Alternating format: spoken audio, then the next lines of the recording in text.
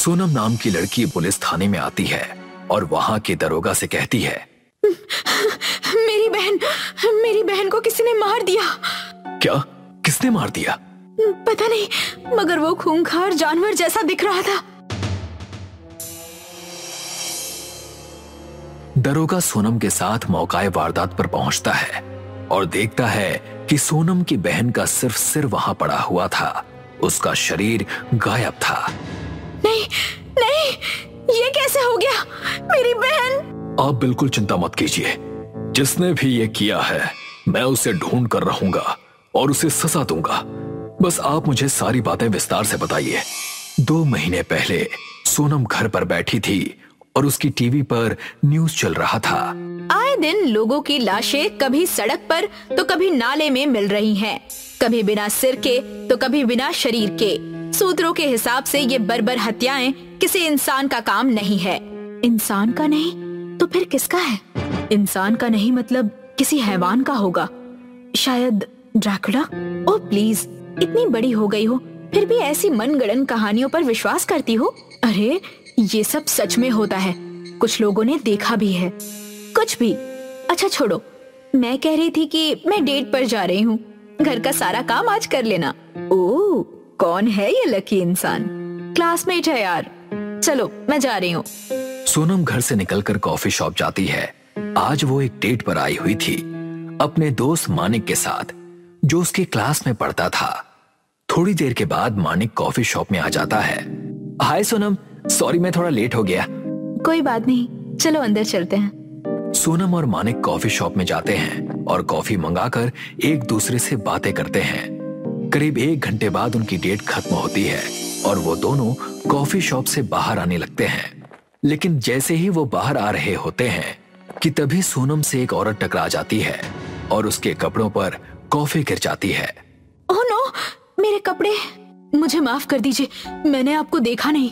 कोई बात नहीं, आपकी गलती नहीं है। क्या गलती नहीं है? बिल्कुल इनकी गलती है। क्या अंधी हो क्या? दिखाई नहीं देता कि सामने इंसान है? छोड़ो मानिक, जाने दो। नहीं यार, ऐसे कैसे? ओ भाई, थोड़ा आराम से बोलो, ये मेरी ही कॉफी शॉप है, अब अगली बार यहाँ मत आना। ठीक है, हम नहीं आएंगे। मैं देखता हूँ कि तुम यहाँ कैसे आओगी। ओए, बहरा है क्या? मैंने कहा ना, ये मेरी ही कॉफी शॉप है। अब चल फुट यहाँ से। मानिक, चलो चलते हैं। सोनम मानिक को लेकर बाहर आ जाती है। क्या था सोनम? उसकी गलती थी, उसने कॉफी तुम पर गिराई। उसने माफी भी तो मांगी थी। माफी मांगने से तुम्हारे कपड़े ठीक हो गए क्या? नहीं ना?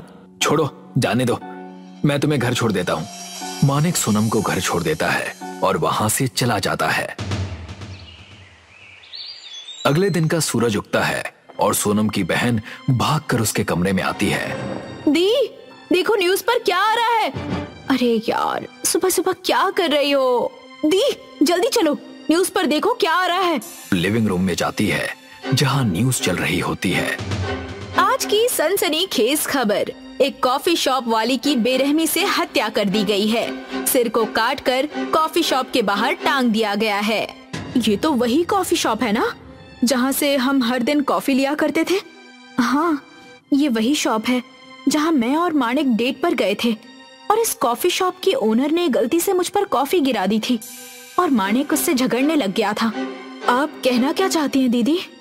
लाश को देखकर लग रहा है कि ये भी किसी हैवान का काम है। मौके पर एक गवाह भी है जो दावा कर रहा है कि उसने हत्या होते हुए देखा है। आइए सुनते हैं। मैंने कल रात एक आदमी को देखा जो इस कॉफी शॉप की ओनर का पीछा कर रहा था। मेरे घर का रास्ता भी उसी तरफ से था, इसलिए मैं भी उसके पीछे पीछे जाने लगी। अचानक वो आदमी एक हैवान में बदल गया और उसने कॉफी शॉप की ओनर का गला काट दिया। ये देखकर मैं डर गई और वहाँ से भाग गई। तो देखा आपने, ये महिला गवाही दे रही है कि उसने एक इंसान को हैवान में बदलते हुए देखा, जिसने इस कॉफी शॉप की ओनर को जान से मार दिया। क्या ये सच है? अगर सच है तो इस शहर में इंसान के भेष में एक हैवान घूम रहा है। घर में रहिए और सुरक्षित रहिए। ये सब सुनकर सोनम के पसीने छूट जाते हैं। सोनम की बहन सोनम से कहती है, क्या हुआ दीदी, इतनी घबराई हुई क्यों हो? कुछ नहीं। अचानक से सोनम का फोन बजने लगता है। वो फोन चेक करती है और देखती है कि मानिक उसे कॉल कर रहा है। सोनम फोन उठा लेती है और मानिक सोनम से कहता है, हाय सोनम, आज शाम को मुझसे पार्क में मिलोगी? हाँ, आज हम लोग शाम को मिलते हैं। शाम हो जाती है और सोनम पार्क में पहुंचती है। कुछ मिनटों के बाद मानिक भी वहां आ जाता है। सोनम मानिक से कुछ सवाल पूछती है। मानिक, आजकल तुम खबरें पढ़ रहे हो? शहर में बहुत लोगों की हत्या और लापता होने की घटनाएं हो रही हैं, और ये भी अफवाह उड़ रही है कि ये किसी इंसान का नहीं बल्कि किसी हैवान का काम है। अरे, ये सब झूठी खबरें हैं। कल को ये लोग कह देंगे कि एलियंस आकर लोगों को मार रहे हैं। ये सारी झूठी बातें और खबरें न्यूज चैनल्स और रिपोर्टर्स टीआरपी बढ़ाने के लिए करते हैं। मगर मानिक, लोग मर तो रहे हैं ना। जब दोनों बात कर रहे थे कि तभी सोनम की बहन वहां आ जाती है। सोनम की बहन सोनम के कान के पास जाकर कहती है, दीदी, बुरा मत मानना, लेकिन आपकी चॉइस बहुत खराब है। खराब चॉइस? क्यों? मुझ में क्या खराबी है? मैंने अपनी दीदी के कान में बोला, पर तुम्हें सुनाई कैसे दिया? वो सब छोड़ो, पर तुम ये बताओ कि मुझ में क्या खराबी है? तुमने अपनी बहन से ऐसा क्यों कहा? मैं तो बस कह रही थी कि... क्या कह रही थी तुम? नहीं, क्या कह रही थी? बस करो मानिक, वो मेरी बहन है। अरे दीदी, छोड़ो इसे, ये तो शक्ल से ही पागल लग रहा है। आपको इससे अच्छा लड़का मिल जाएगा। क्या कहा तुमने? मानिक, इसे जाने दो, हम कल मिलेंगे। सोनम अपनी बहन के साथ घर चली जाती है। रात हो जाती है और सोनम और उसकी बहन सो जाते हैं। सोनम की बहन आधी रात को उठती है और किचन की तरफ पानी पीने के लिए जाती है। अचानक से एक हैवान उसके सामने आकर उसका गला पकड़ लेता है। सोनम की बहन जोर से चीखती है। ये सारी घटनाएं सोनम दरोगा को बताती है। तो तुम्हें किस पर शक है? मुझे लगता है कि ये सब मानिक ने किया है। क्या तुम श्योर हो? पता नहीं। जब वो बात कर रही होती है कि तभी एक तांत्रिक पुलिस थाने में आता है। आइए तांत्रिक जी, आइए, आपका ही इंतजार था। आप मुझे कुछ बताना चाहते थे। ये जितनी भी लाशें, ये जितने भी लोग इस शहर से गायब हो रहे हैं, ये सारा काम एक ही पिशाच का है जो इंसान का मांस खाता है। उसे तुम लोग घोल भी कहते हो। वो इंसानों के बीच ही रहता है, इंसानों के भेष में, मगर रात होते ही उसकी भूख बढ़ जाती है। वो स्वभाव से गुस्सैल होते हैं। उनकी आंखें दूर तक देख सकती हैं और कान छुपी हुई बातें तक सुन सकते हैं। तांत्रिक जी, उसे पकड़ने का कोई उपाय है क्या आपके पास? बिल्कुल है। उसे पहचानो और सुबह के समय जाकर उसे दबोच लो, मगर उसे रात होने से पहले ही पकड़ लेना और उसे सूरज ढलने से पहले ही मारना होगा, नहीं तो वो तुम लोगों को मार देगा। तांत्रिक जी की ये बात सुनकर दरोगा और सोनम मानिक के घर पहुंचते हैं। बस उनकी गलती इतनी होती है कि वो आधी रात को उसके घर पर पहुंचते हैं। दरोगा मानिक के घर का दरवाजा खटखटाता है और देखता है कि दरवाजा खुला हुआ है। दरोगा सोनम से कहता है, ये मानिक का दरवाजा आधी रात को खुला हुआ क्यों है? पता नहीं। दरोगा और सोनम उसके घर में घुस जाते हैं और अंदर जाने लगते हैं। दरोगा पूरा घर छान मारता है, लेकिन उसे मानिक कहीं नजर नहीं आता कि तभी उसे वहां किसी के खाने की आवाज आती है। सोनम, किचन से कोई आवाज आ रही है। दरोगा अपनी पिस्तौल निकालता है और किचन की ओर जाने लगता है। जैसे ही वो और सोनम किचन में जाते हैं तो वो देखते हैं कि मानिक किसी इंसान का शरीर खा रहा था। मानिक पीछे मुड़ता है और दरोगा और सोनम को देखकर कहता है, सोनम, तुम यहाँ क्या कर रही हो? अपने हाथ ऊपर करो मानिक, शैतान के रूप में इंसान। जैसे ही दरोगा अपनी पिस्तौल मानिक की ओर करता है, मानिक तेजी से अपने तेज नाखूनों से दरोगा की छाती पर वार करता है और दरोगा वहीं पर बेहोश होकर गिर जाता है। सोनम, ये मेरी मजबूरी है। मैं एक घोल हूं और ये मेरा असली रूप है। मैं तुम जैसे आम इंसानों की तरह खाना नहीं खा सकता। सिर्फ इंसान का मांस ही मेरी भूख मिटा सकता है। दरोगा चुपके से उठता है और किचन में रखे हुए बड़े से चाकू को उठाकर मानिक का गला काट देता है। उसे मारने का कोई और तरीका नहीं है तांत्रिक जी? है बेटा, पर हम इंसानों के लिए बहुत ही मुश्किल है। उसे मारना है तो उसका सिर उसके धड़ से अलग करना होगा। एक गलती मानिक ने भी की थी। वो दरोगा को जान से मारना भूल गया था। दरोगा को तांत्रिक जी की बात याद आती थी और उसने उस घोल को मार दिया और शहर में हो रही हत्याओं को रोक दिया। शाम के 6 बजे का समय था। अशोक अपनी बाइक को दौड़ाए जा रहा था। अचानक अशोक की नजर हाईवे पर खड़ी हुई एक सुंदर लड़की पर पड़ी जो अशोक की ओर मुस्कुराकर देख रही थी। अशोक ने अपनी बाइक ठीक उसके सामने रोक दी। इस सुनसान हाईवे पर अकेली क्या कर रही हो मैडम? आपको पता नहीं है शाम के 6 बजे के बाद यहाँ से बहुत कम लोग गुजरते हैं। क्यों, इस हाईवे पर कोई चुड़ैल टहलती है क्या? नहीं, चुड़ैल तो नहीं टहलती, लेकिन यहाँ पर बदमाश गुंडे जरूर घूमते रहते हैं जो आप जैसी सुंदर लड़की को अकेला देखकर फायदा उठाने की कोशिश करते हैं। तो फिर आप कौन हैं? कहीं आप भी बदमाश गुंडों के गिरोह से तो नहीं हैं? अरे नहीं मिस, मैं तो एक शरीफ लड़का हूँ। लेकिन मैं शरीफ लड़की नहीं हूँ। मैं हर शाम के 6 बजे के बाद आप जैसे ही सुंदर लड़कों की तलाश में निकलती हूँ। मुझे रोज रोज बॉयफ्रेंड्स बनाना पसंद है। इतना बोलकर वो लड़की अशोक को अजीब सी नजरों से देखने लगी।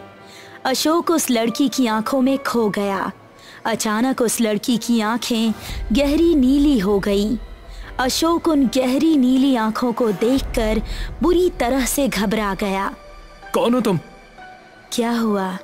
क्या तुम्हें मेरी आंखें पसंद नहीं आई?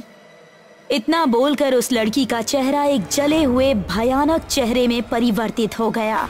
उसने बड़ी फुर्ती से अशोक का हाथ पकड़ लिया और अगले ही पल अशोक ने अपने आप को एक खंडहर की छत पर पाया। अशोक चीखता हुआ बोला, मुझे जाने दो, मुझे माफ कर दो। तभी एक तेज हवा का झोंका अशोक के शरीर से टकराया और अशोक लड़खड़ाता हुआ खंडहर से नीचे गिर पड़ा। कुछ ही क्षणों में अशोक का शरीर खून से लथपथ खंडहर के नीचे पड़ा हुआ था। 2 दिन बाद आर्यन अपने दोस्तों से अशोक की रहस्यमयी मौत के बारे में डिस्कस कर रहा था। मेरी समझ में नहीं आता कि आखिर अशोक उस खंडहर में गया क्यों? मुझे तो सोच सोच कर ये घबराहट हो रही है। कहीं ऐसा तो नहीं कि वो साधु सच बोल रहा था? ए बकवास बंद कर गिरीश, तेरे डराने की आदत से वैसे भी हम सब परेशान हैं और तू हम सबको फिर से डराने लगा। तुम सब अपनी बकवास बंद करोगे? हमारे दोस्त अशोक की हत्या हो गई, ये कोई साधारण बात नहीं है। हाँ, उससे भी असाधारण बात यह है कि अशोक की लाश उस खंडहर की छत के नीचे पाई गई है। मुझे लगता है कि तुम दोनों बेवजह घबरा रहे हो। पुलिस के मुताबिक अशोक खंडहर से नीचे गिरा था। हो सकता है उसका पैर फिसल गया हो और उसकी मौत हो गई हो। लेकिन मेरा सवाल अब भी यही है कि अशोक उस खंडहर में गया है क्यों? आर्यन ने इतना कहा ही था कि तभी एंडी का मोबाइल बज उठा। फोन उसकी गर्लफ्रेंड दिशा का था। एंडी ने फोन रिसीव किया। हेलो दिशा, क्या हुआ? तुम कहाँ हो एंडी? मैं अपने दोस्तों के साथ बैठा हुआ हूँ। अभी इसी वक्त मॉल रोड पर आ जाओ, मेरी गाड़ी खराब हो गई है। ठीक है दिशा, तुम वहीं रुको, मैं 10 मिनट में आता हूँ। इतना बोलकर एंडी ने फोन काट दिया और अपने दोस्तों की ओर देखकर बोला, अब इस डिस्कशन को यहीं रोक दो। अगर कहीं हम सब की गर्लफ्रेंड्स को भनक भी लग गई ना, तो हमारा क्या अंजाम होगा ये तुम सब जानते हो। हम इस बात पर किसी और दिन डिस्कस करेंगे। इतना बोलकर एंडी घर से बाहर निकल गया और अपनी बाइक सड़क पर दौड़ा दी। कुछ ही देर में एंडी मॉल रोड पहुंच चुका था। उसने देखा कि दिशा रोड पर अकेली खड़ी हुई थी।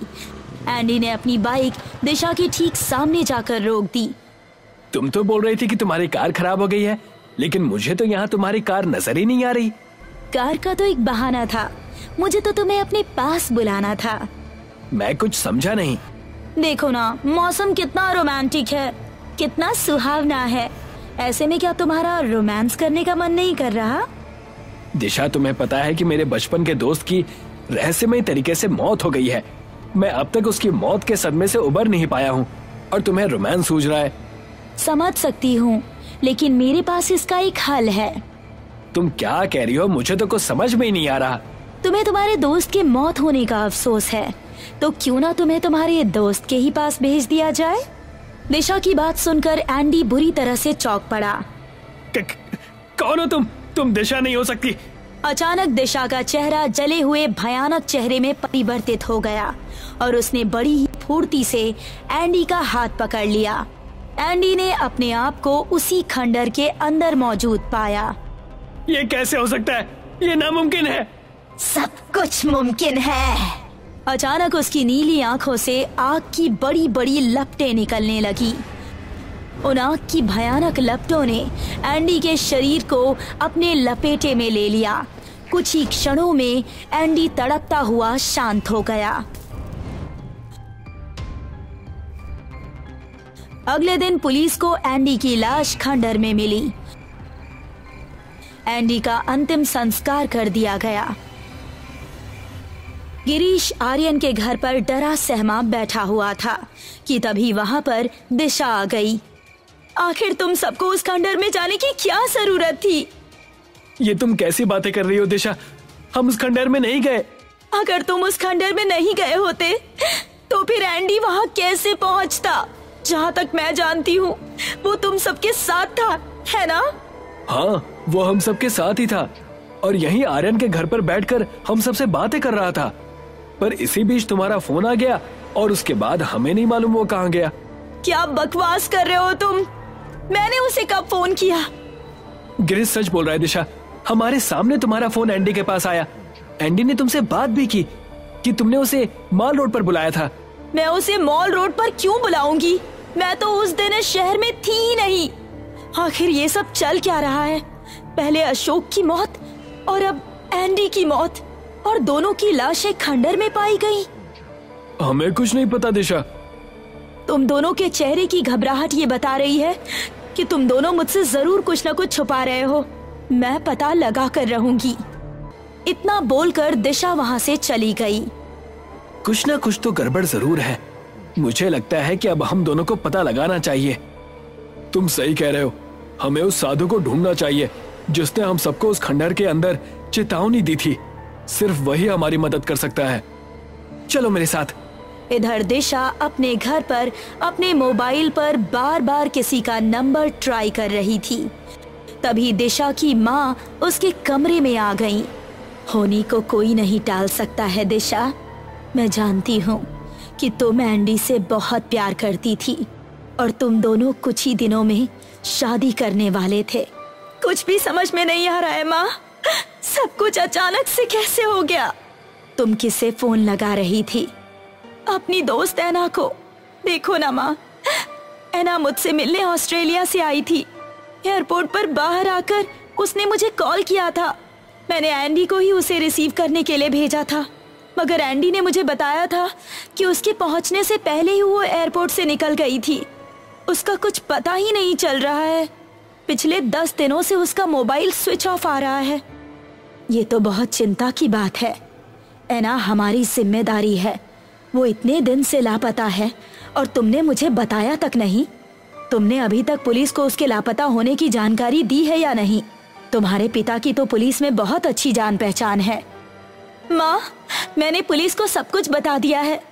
पुलिस अपने तरीके से ऐना को ढूंढ रही है। दिशा ने इतना कहा ही था कि तभी दिशा के मोबाइल की घंटी बज उठी। दिशा ने फोन देखा तो फोन पुलिस वाले का था। दिशा ने फोन रिसीव कर लिया। हेलो, इंस्पेक्टर भीष्म बोल रहा हूँ। तुम्हारी दोस्त ऐना की कॉल डिटेल हमने निकलवाई है। हमें ऐना की आखिरी लोकेशन पता चल गई है। ऐना का फोन उस पुराने खंडर के करीब आकर बंद हो गया था और तब से उसके फोन से कोई भी कॉल नहीं की गई। उसका फोन तब से बंद आ रहा है। मैं पुलिस फोर्स के साथ वहां पहुंच रहा हूं। तुम भी वहां पहुंच जाओ। इतना कहकर वहां से फोन कट गया और दिशा के दिमाग में कई सवाल उठने लगे। क्या हुआ बेटी? सब कुछ ठीक तो है? समझ में नहीं आ रहा है माँ कि आखिर ये सब कुछ हो क्या रहा है। पुलिस बता रही थी कि ऐना का मोबाइल उसी खंडर के आसपास जाकर बंद हो गया था जहाँ पर गिरीश और एंडी की लाश मिली है। मैं जा रही हूँ माँ। संभल कर जाना बेटी और अपना ख्याल रखना। इधर गिरीश और आर्यन उस खंडर के आसपास उसी साधु को तलाश कर रहे थे। तभी उन दोनों के कानों में उसी साधु की आवाज टकराई। मुझे अब तलाशने से कुछ नहीं होगा। तुमने जो पाप किया है तुम्हें उसकी सजा मिलकर रहेगी। हमें बचा लीजिए बाबा, हमें माफ कर दीजिए, हमने आपकी बात नहीं मानी। मुझसे माफी मांगने से अब कुछ नहीं होगा। मैंने तुम्हें चेतावनी दी थी, लेकिन तुम सब दोस्तों ने मेरी चेतावनी को मजाक समझकर एक तरफ फेंक दिया था। आज की रात तुम दोनों की आखिरी रात है। इतना बोलकर साधु क्रोध भरी नजरों से उन दोनों के करीब आ गया। अपनी आंखें बंद करो और अपने गुनाह को देखो और स्वयं फैसला करो कि क्या तुम दोनों माफी के काबिल हो या नहीं। साधु के इतना कहने पर उन दोनों की आंखें अपने आप बंद होने लगी और उन दोनों के साथ आंखों के सामने 10 दिन पुराने उनके ही किए हुए कुकर्म का दृश्य चलने लगा। एना रस्सी से बंधी हुई चीख रही थी, मुझे छोड़ दो, जाने दो मुझे, तुम सब ये अच्छा नहीं कर रहे हो। हाँ, छोड़ देंगे, पहले हमारी बात मान लो। तुम्हें शर्म नहीं आती एंडी? मैं तुम्हारी गर्लफ्रेंड की दोस्त हूँ और उससे ही मिलने यहाँ इंडिया तक आई हूँ, और तुमने चुपके से मेरी ड्रिंक में बेहोशी की दवाई मिला दी और यहाँ ले आए। एयरपोर्ट के बाहर तुम्हें देखकर ही हम सब दोस्तों की नीयत खराब हो गई थी। हाँ है ना, तुम्हारी नीली आंखों पर हम सब मर मिटे थे। अब हम तुम्हें कैसे जाने दे सकते हैं? तुम सब अय्याश हो और अपनी अय्याशी में सब कुछ भूलकर अंधे बन चुके हो। बकवास मत करो है ना, हमारी बात मान लो, इसी में तुम्हारी भलाई है। नामुमकिन, मैं मर जाऊंगी लेकिन अपनी इज्जत का सौदा नहीं करूंगी। तो फिर ठीक है, हमें जबरदस्ती करनी ही पड़ेगी। तभी उन सबके कानों में एक साधु की आवाज टकराई, छोड़ दो उस लड़की को और चले जाओ यहाँ से। आज अमावस की रात है और ये शैतानी खंडहर है। साधु को देखकर वो सब बुरी तरह से डर गए। अरे यार, ये साधु कहाँ से आ गया? इसने हमें देख लिया, चलो भागो यहाँ से। पागल हो गए हो क्या? अगर एना को हमने जिंदा छोड़ दिया तो ये सब मेरी गर्लफ्रेंड को बता देगी और हम सब जेल की चक्की पीसेंगे। इतना कहकर एंडी ने जलती हुई मशाल से एना के कपड़ों में आग लगा दी। एना जलते हुए बुरी तरह से चीखने लगी और फिर शांत हो गई। ये क्या किया तुमने? आज की रात तुमने इस खंडहर में इस लड़की को जिंदा जला दिया। तुम सब मरोगे। अपना मुंह मत खोलना साधु, वरना हम तुम्हें भी जिंदा जला देंगे। तभी आर्यन और गिरीश होश में आ गए, मगर उनके सामने साधु नहीं बल्कि एना अपने भयानक रूप में खड़ी हुई थी और दूर से ये सारा दृश्य दिशा और इंस्पेक्टर भीष्म फटी फटी आंखों से देख रहे थे। हमें माफ कर दो एना, हमें जाने दो, मुझे छोड़ दो। तभी एना के आंखों से आग निकलने लगी और उस आग ने आर्यन और गिरीश को बुरी तरह से अपनी चपेट में ले लिया। उन दोनों के शरीर धू धू करके जलने लगे। एना अपने असली रूप में आ गई और धीरे धीरे कदमों से दिशा और इंस्पेक्टर भीष्मा के पास आकर खड़ी हो गई। कुछ भी कहने की जरूरत नहीं है, मैं सब कुछ समझ गई। मेरी ही गलती थी जो मैंने एंडी को तुम्हें लेने के लिए भेजा। ये सब मेरी वजह से हुआ। मेरी आंखें एंडी के गंदे चेहरे को पहचानने में नाकामयाब रही। एना मुस्कुराते हुए हवा में विलीन हो गई।